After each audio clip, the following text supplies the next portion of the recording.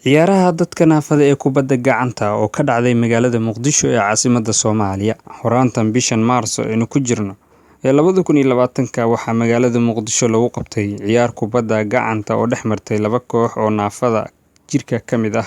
ciyaarta labaad oo dhexmartay koox naafa ah iyo koox aan naafa ahayn, halkaasi oo ciyaartoyda naafada ay muujiyeen iska caabin iyo farsamo ciyaar qurux badan oo kala dhaxeeyay kooxda dhalinyarada aan naafada ahayn. ciyaartan ayaa waxaa lagu qabtay garoon ku yaala degmada Xamar Jajab, waxaana soo abaabulay tubta dadka naafada iyo shirkadda Astaan qaybteeda sportska. ciyaartan oo ahayd mid gacanta ah ayaa waxaa iskaga hor yimid koox kubadda gacanta ku ciyaara, kuwaasi oo garoonka ka muujiyay ciyaaro xiiso badan.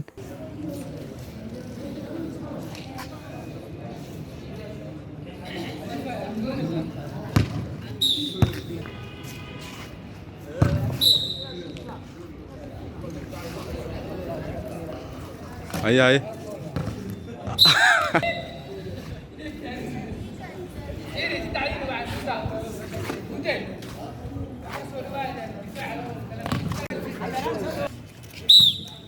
Willy, Willy,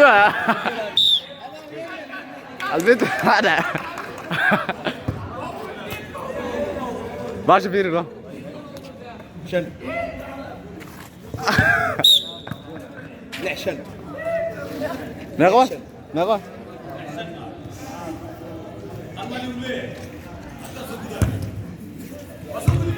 ايه ايه ايه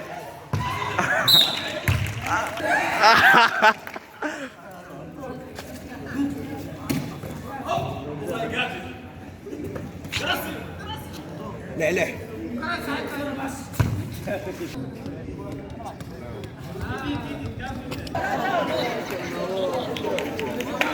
نعم تكتيب